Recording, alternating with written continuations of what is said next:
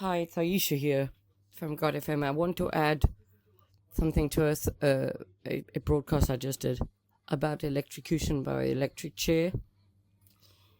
I've now come to know that all targeted individuals who are being tortured are being tortured in the same way that an electric chair is operated. Okay. And this is why they dig up the drains. They use the alternate current. And that's why they like to hook everything up to the boiler, the water supply, because it has an alternate current supply. And then they wire it up all over your home to exert extra electricity, and they position things under your bed. So your bed becomes an electric chair bed to torture you. Any piece of furniture that you sit on becomes an electrical sitting item, or a couch becomes an electric chair. It is the same. It is the same symptoms. It is a racing heart. It is all of the sensations that happen when you get electrocuted in an electric chair. This is very serious that this is happening to real living people, and it is conducted by neighbors who probably don't even know what they're doing, but it is inhumane. It is inhumane. This is another reason they are removing the 8th Amendment, because this is to protect humans from inhumane torture and killing in inhumane ways. This is also a stealing of consciousness through the electrocution process. While you lie in bed trying to sleep, they cause a vibration so that you are virtually dying through electrocution in your bed, or on your couch, or on your chair, and they take your consciousness. This is evil, and this is happening to lots of people across the world. Now, I've studied the Tesla technology, and I can tell you that this is exactly how they're doing it. They are using all of the technology that we don't know about to commit evil acts against innocent people through electrics. That's why electric plug sockets explode. That's why my electric box at my old house caught fire. That's why I can smell things burning in my kitchen. And that's why I can smell things burning under my bed. Because they are cooking me alive.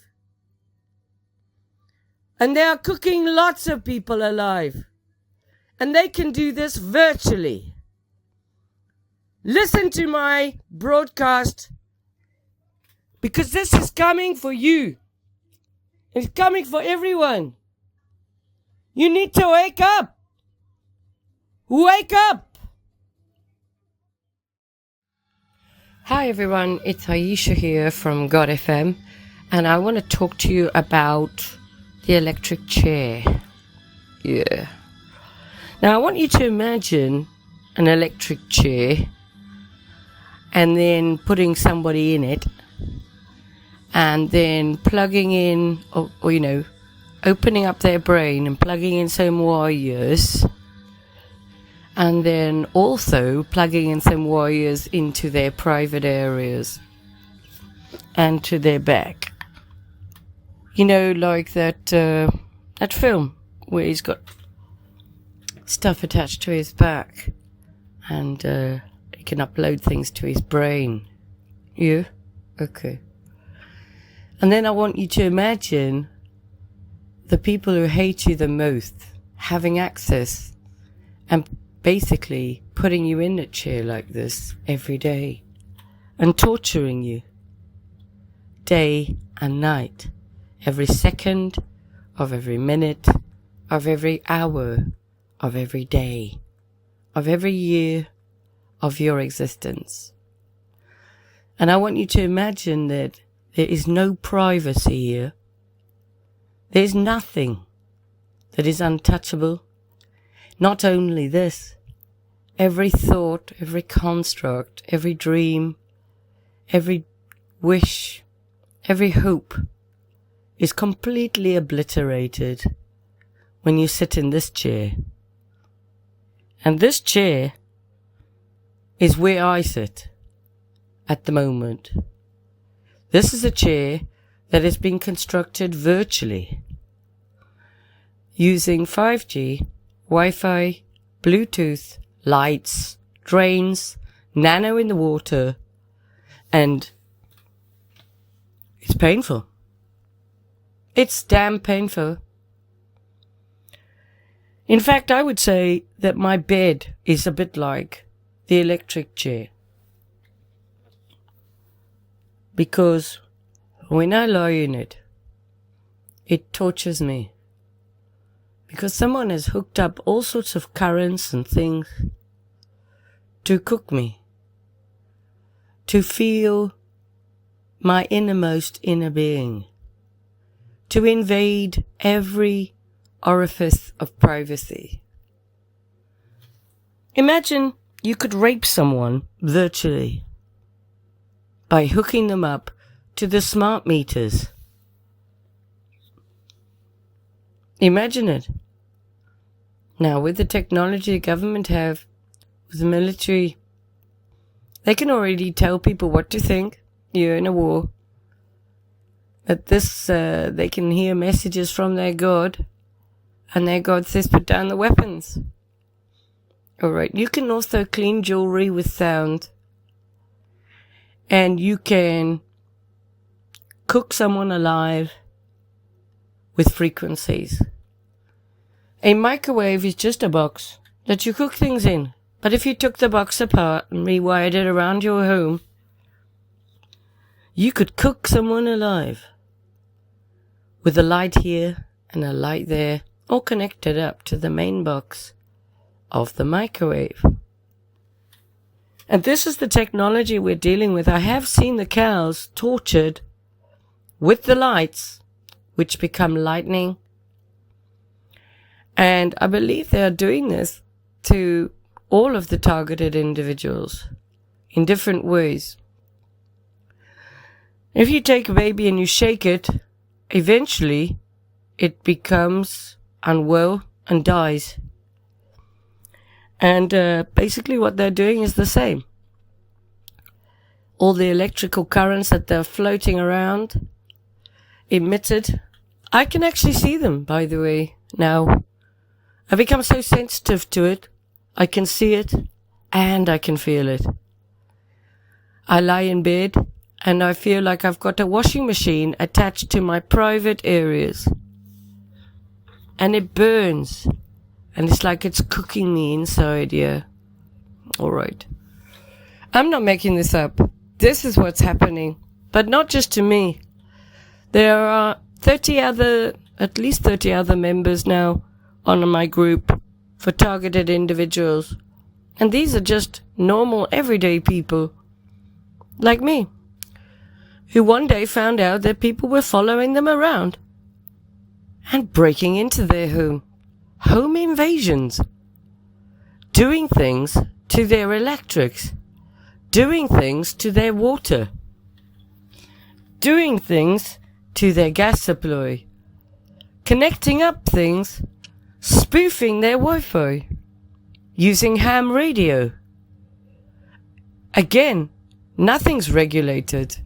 They've got EMF readings that are so high coming out of their house.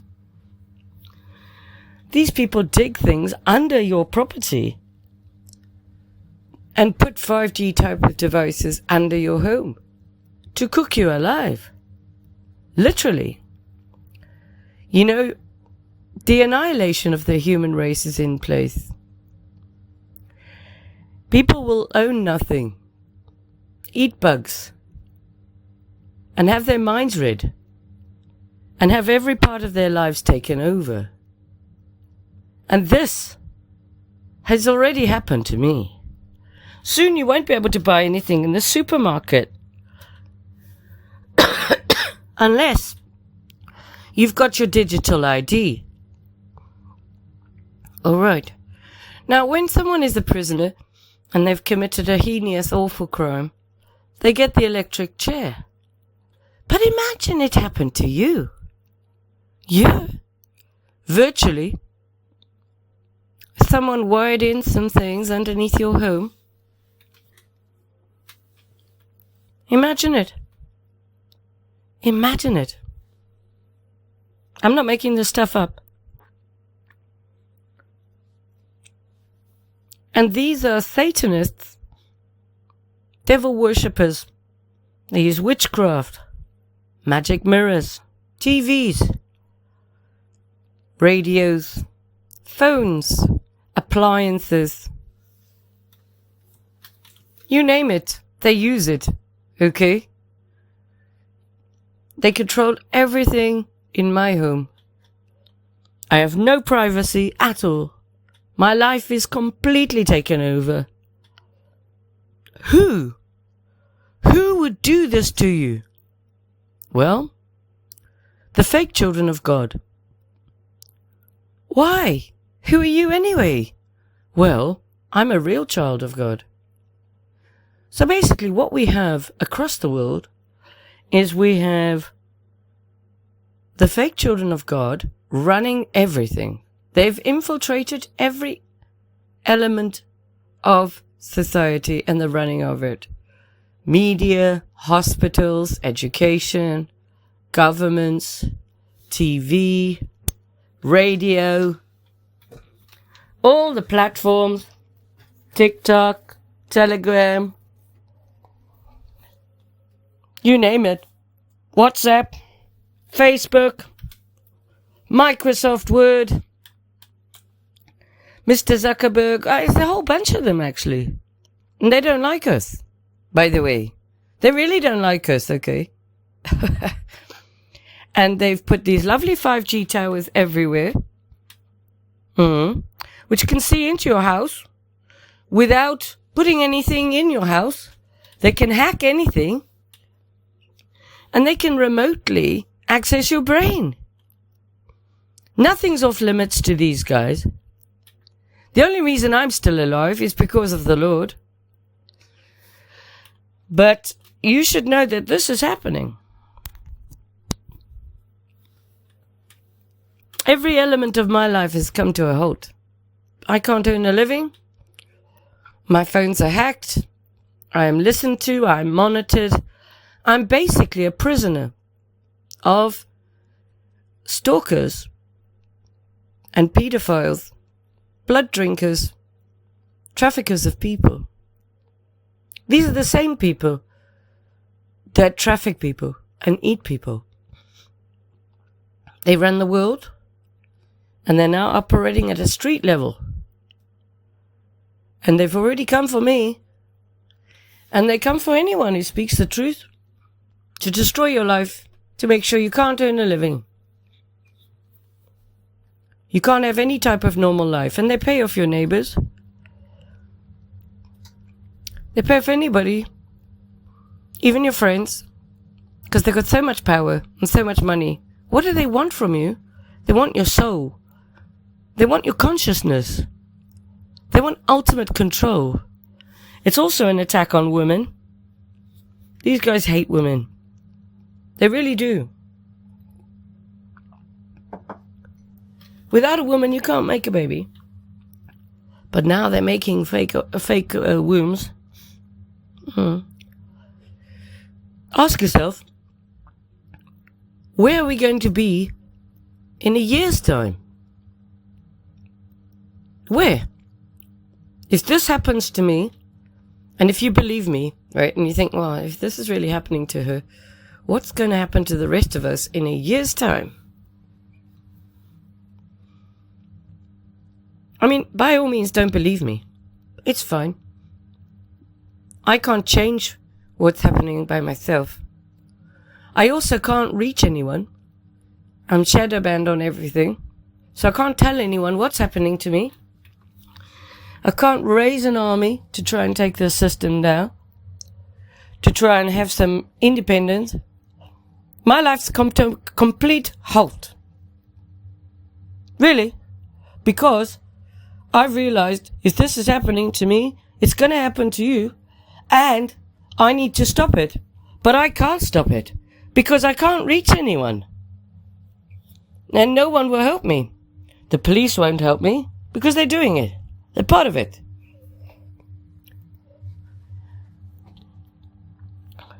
Just trying to file my accounts. I couldn't get into my emails. I couldn't get in to file my accounts. I couldn't log in. Why? Because someone else has changed all the passwords. I have no data protection on my phone. And neither do you. Look, if you're listening to me, you're exactly the same as me. And this is going to come to you. Alright? And I don't mean to put the fear up you, but I need you to be fearful. And I need you to sit up and listen to me because I'm not making this up. Up until 3 years ago, I had a wonderful life. A beautiful life. Everything was great. I was reading my Bible. I was doing my sermons. I was having a great time. No one bothered me. And then they came after me. And so, again, I'm just looking for a real human, someone real, to say, if this is happening, we need to do something about it. What can we do? I know what to do. I do know what to do, because I've got the Lord with me. But there's a lot of pretend saviors out there, pretending to save humanity, and also pretending that they're running things. There's people in the background running things. You need to know that all your leaders, every single film star, pop star, and whatever, isn't who you think they are. They've been taken over. These are the final days. This is the beast system. People are changing.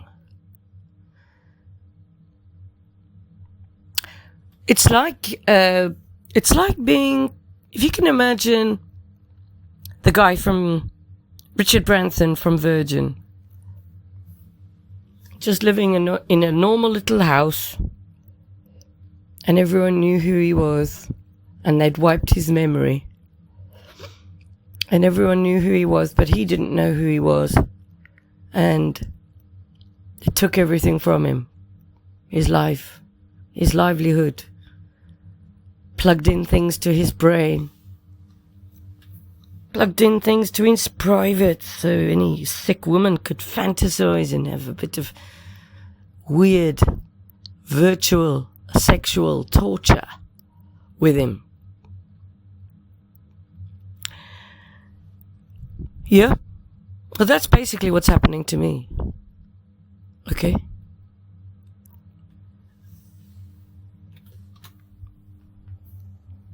I haven't slept well in 3 years. And I haven't been able to conduct my life for 3 years. All calls fall on deaf ears. And I know this technology is real because it's happening to me. As soon as I take my phone to the phone shop and have it wiped, all of this stops. So it's all done through my phone, iCloud. iMessage is always on. I'm not even signed into iCloud. They turn my SIM cards into SIM card eSIMs. They clone my phone. They clone my SIM card.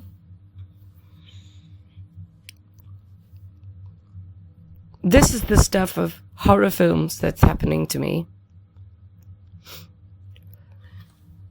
And actually, it doesn't matter if you turn a blind eye and you just go, she's crazy, that one.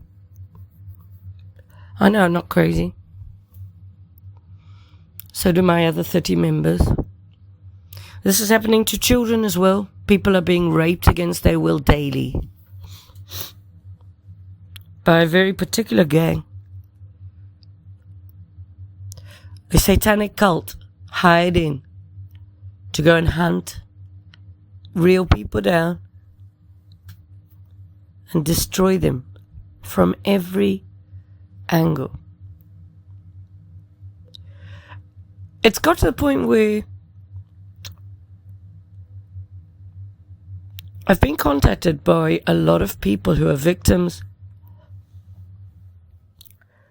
actually, of Mr. Gary Waterman, who spread lies about them, funnily enough. But one of these is an ex-victim like me. She was really attacked very badly. She managed to escape this. Not many people do escape it once you're on the list. And it's all very secretive. You know, it's all a bit secret,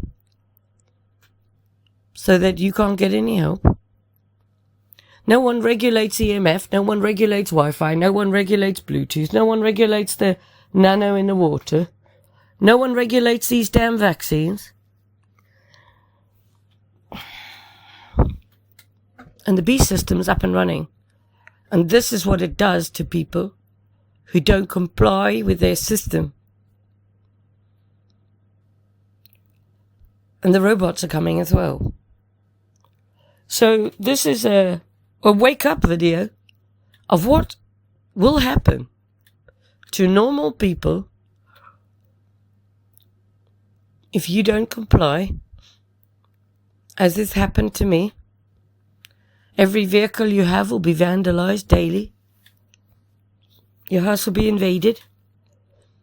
Your pets will be kicked and beaten. You know. You'll be raped against your will. They'll plug in stuff so you can't dream and they can read your mind.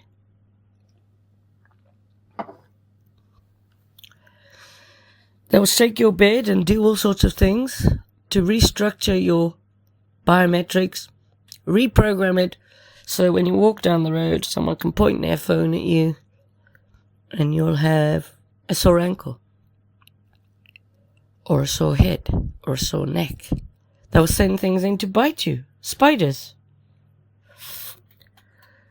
They'll put some weird stuff in your house to bite you. Nano dust. Nano hairs. These things are real. And it's pretty horrendous. I can't believe I live in this world. It's worse than the Terminator film, and it's worse than 1984. And I wish I was never born. Not a day goes by that I think, well, how should I kill myself?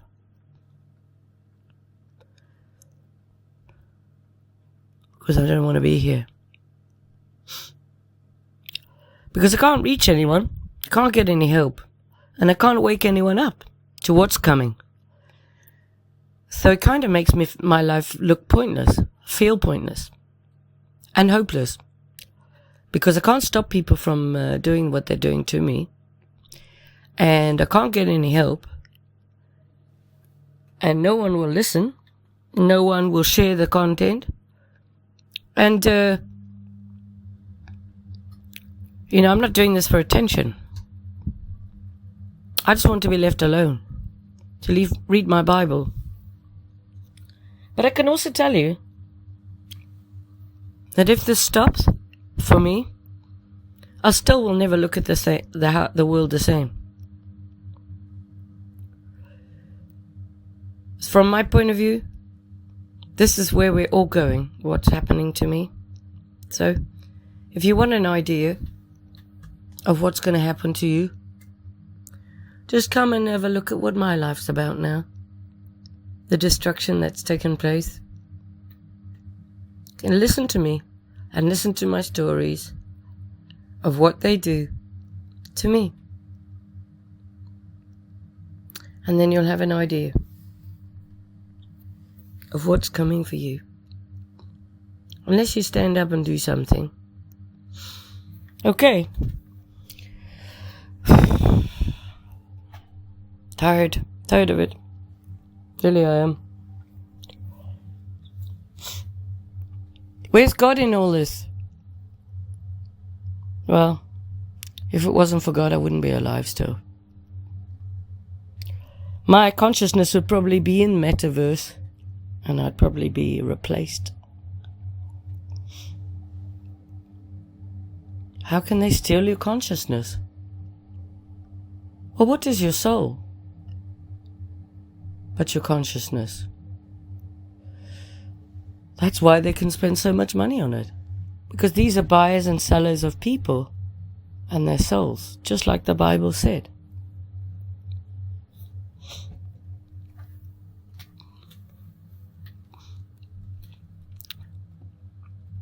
So if you're listening to me, then please take heed of what I've said. Even if you only believe a slither of what I've said. I've got no reason to lie. I work for the Lord. Oh, yes, I have other ministers as well. They're under the same attack, yes, in South Africa. The point where we can only switch our phones on for 10 minutes a day. Can't have a SIM card in our phone. Literally. I was talking to Johan yesterday, and he said, I literally have to switch it on and do my thing and then switch it off. And he's under full-time attack. Okay.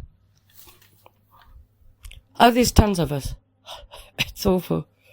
Alright, so if this is the one thing I ask you to do, listen to what I've said. And please, contact me and help me. See if there's something we can do to stop this from happening to everyone else. I would hate this to happen to anyone else. You can ring me on my mobile, WhatsApp, +44 77735 77788. Email admin@godfm.org.uk. And you can find me on Podbean, Spotify, Amazon, Samsung, Chrome, YouTube, X, and Apple. I'm self-funded, by the way.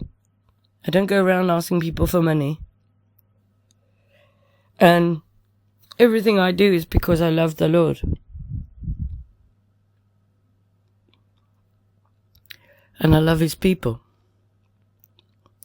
And I think what's happening in the world is like a horror film. What's happening to me is worse than any horror film. I spend every day in tears, crying all day long. And that's the truth of it. Yeah. And the people who do it to me, they get enjoyment out of it. They get a big kick. Yeah.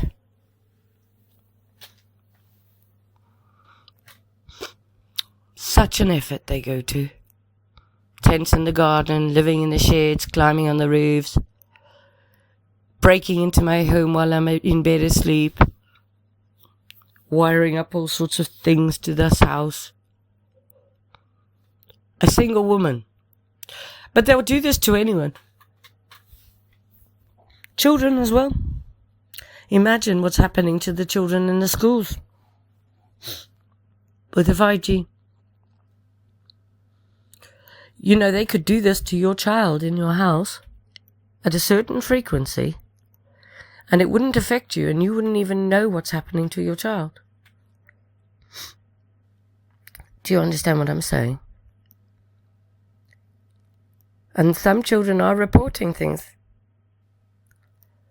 So we need to think of the children too. Alright, and you need to take me seriously.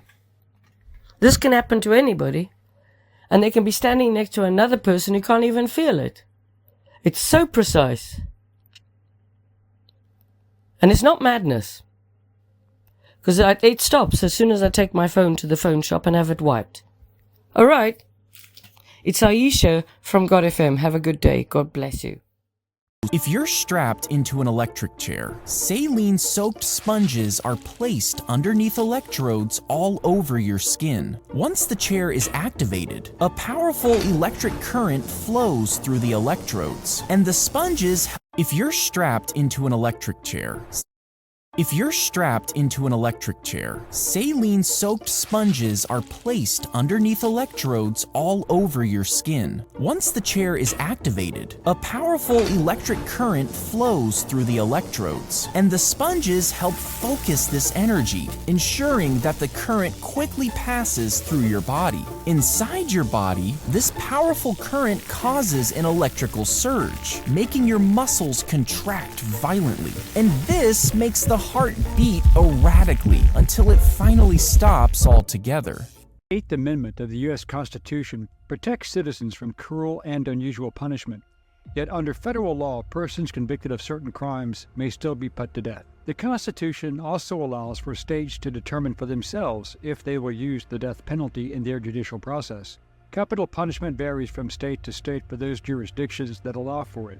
Why and how was the electric chair developed for execution? Why was it not universally implemented? Is it still used in the country? Hello, I'm Colin Heaton, a veteran of the United States Army and Marine Corps, former history professor, book author, and welcome to this episode of Forgotten History.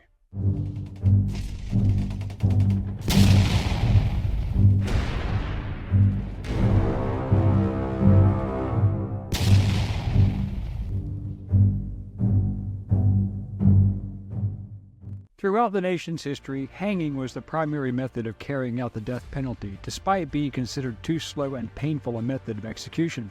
In 1886, New York State established a legislative commission to study alternate forms of capital punishment.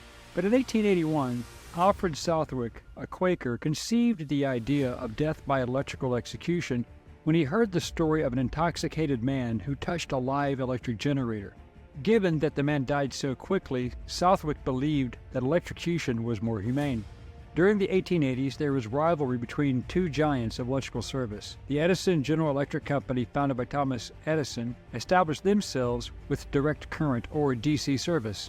George Westinghouse, using Edison's former employee Nikola Tesla's design, developed AC service or alternating current and started the Westinghouse Corporation. During this time, Edison hired inventor Harold Brown.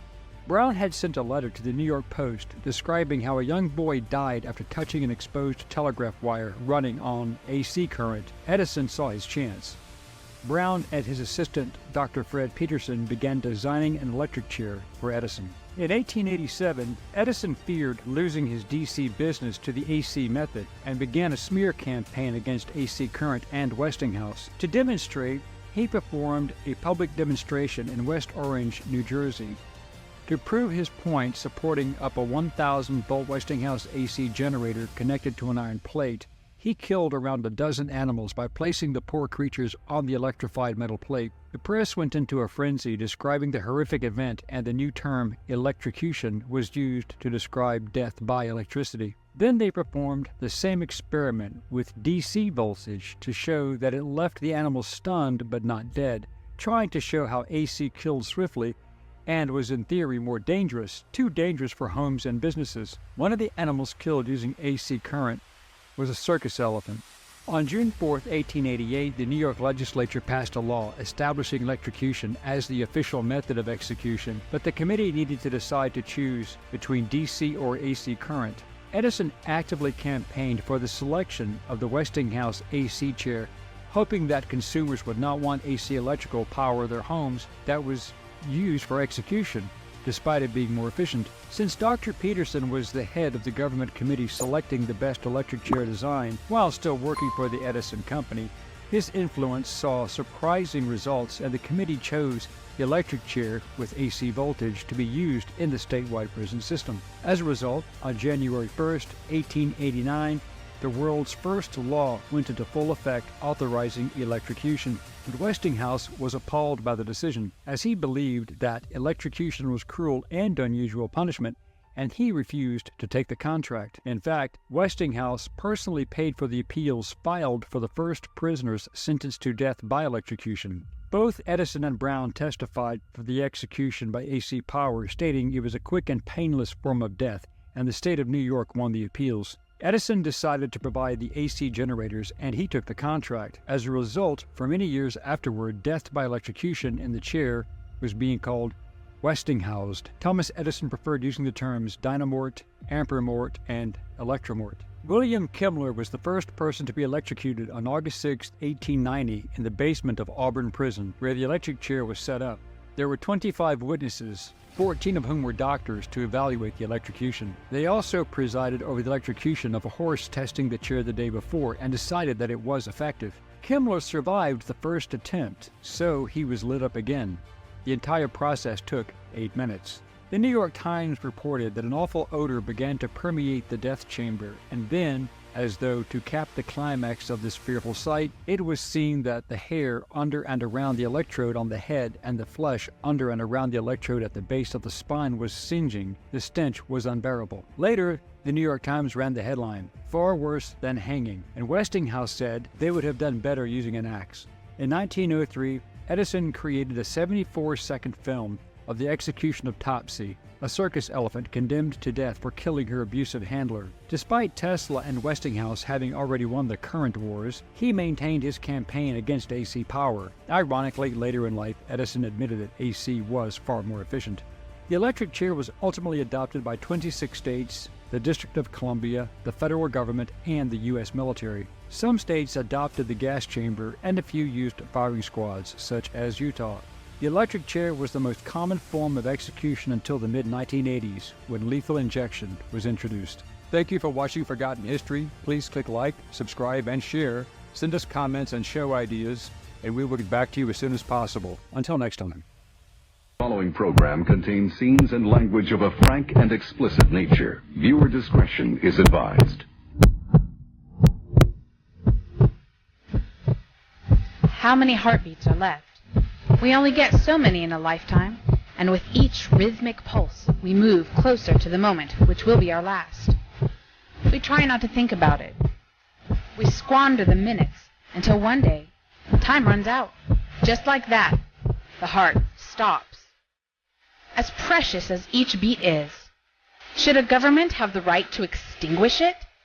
Capital punishment is the premeditated and planned taking of human life by a government in response to a crime committed by that legally convicted person. We call ourselves civilized, consider ourselves leaders of the modern world. We are the nation encouraging human rights for global citizens. Yet we are the last democratic nation to abolish the death penalty. We legally murder human beings. On death certificates of prisoners executed by the state, the cause of death is listed as homicide. We are murderers. I don't want to go.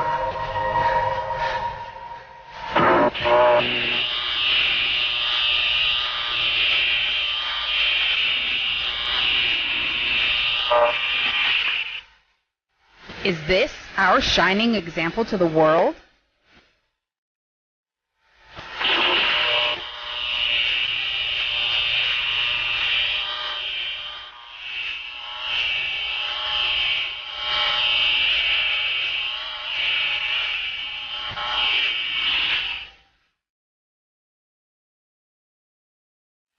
Is this really how we want them to see us?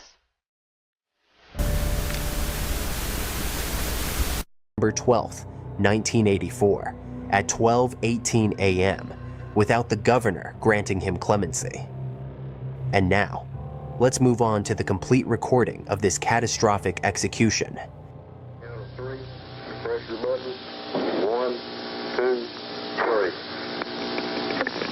The execution now has begun. There was one small jerk from the condemned at the time the execution was initiated.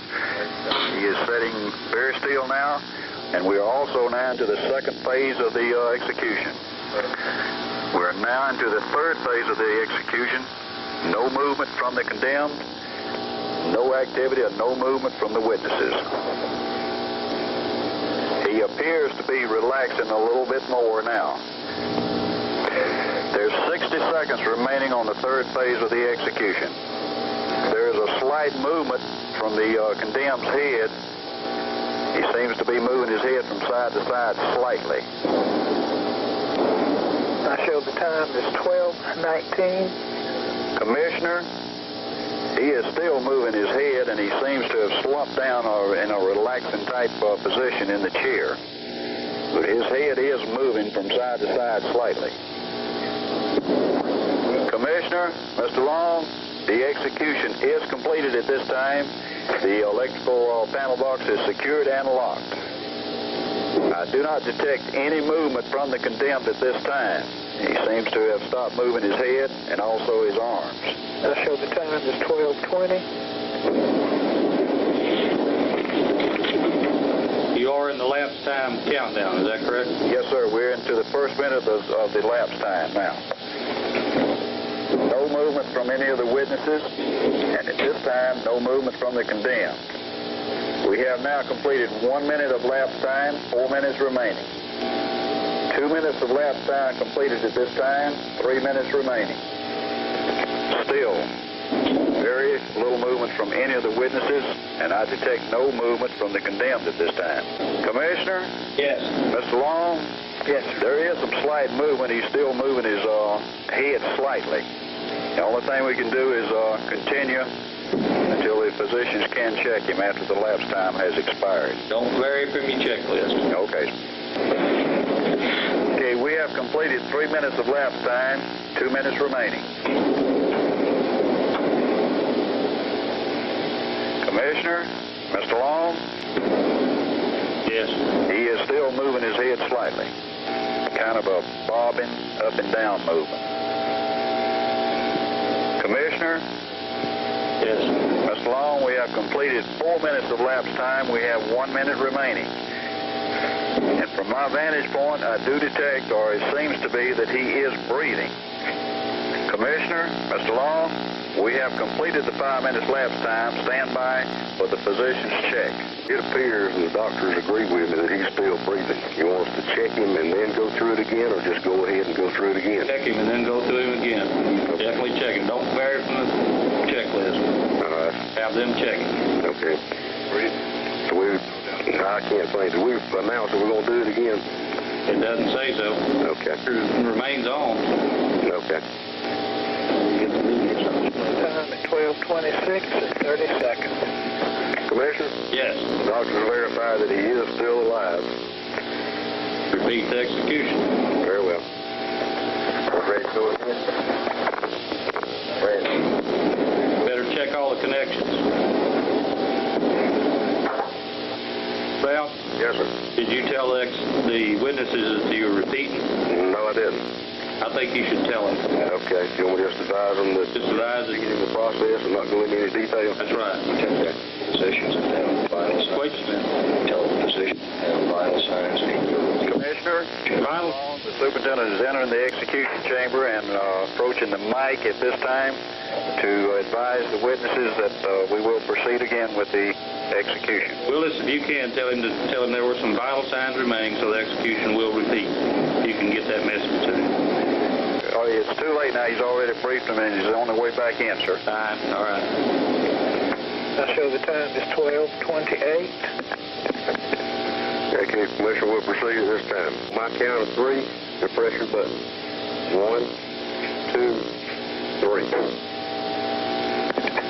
He doesn't have to walk very far. It's only 30 feet from his cell door to the death chamber.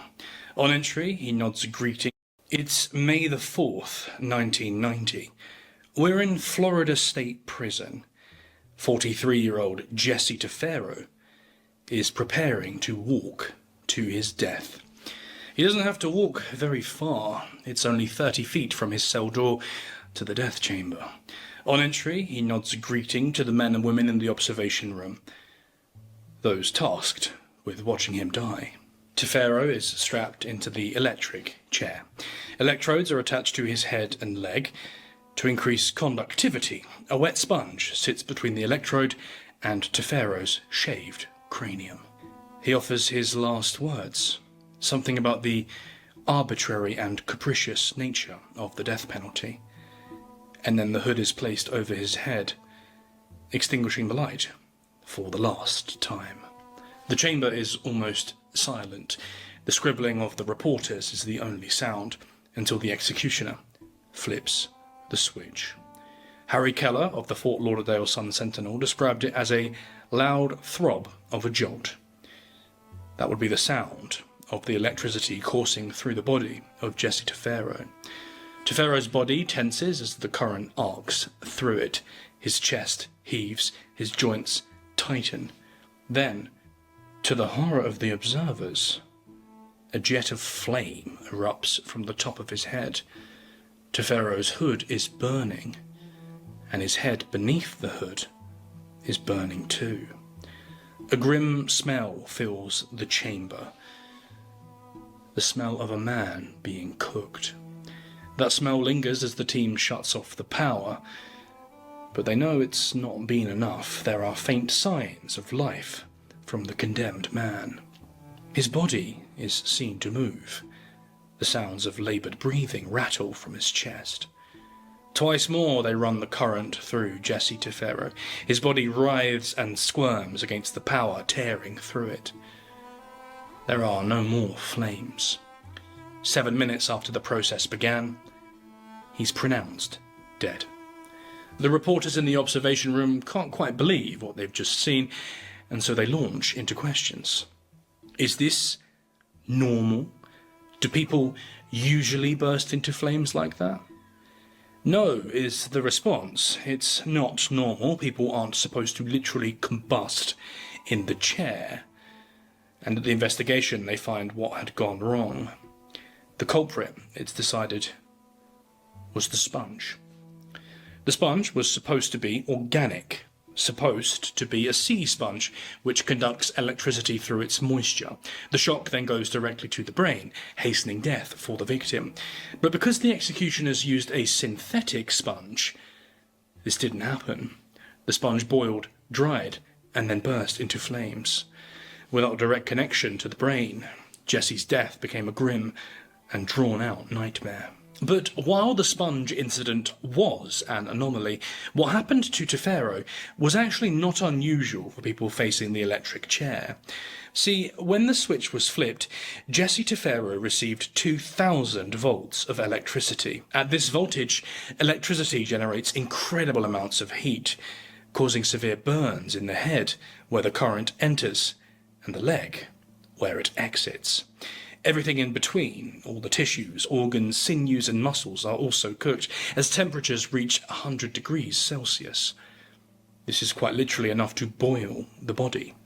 Beneath the hood, Jesse Tefero's eyeballs would have begun to melt in their sockets. Across his body, Tefero's blood vessels expanded and ruptured, and the massive internal bleeding caused swelling and discoloration. On examination, his bruised, distended body bore the grim marks of its torture. The current also triggered muscles, sending them into spasm. This was the cause of the writhing that the observers saw. In some cases, these spasms might be enough to tear sinews, dislocate joints, and even break bones. The shock may also trigger involuntary bodily functions such as urination, defecation, or vomiting up bile and blood. The products of these functions will cook along with the condemned, contributing to the vile smell within the chamber. When death finally arrives, it is usually delivered either by brain damage or cardiac arrest.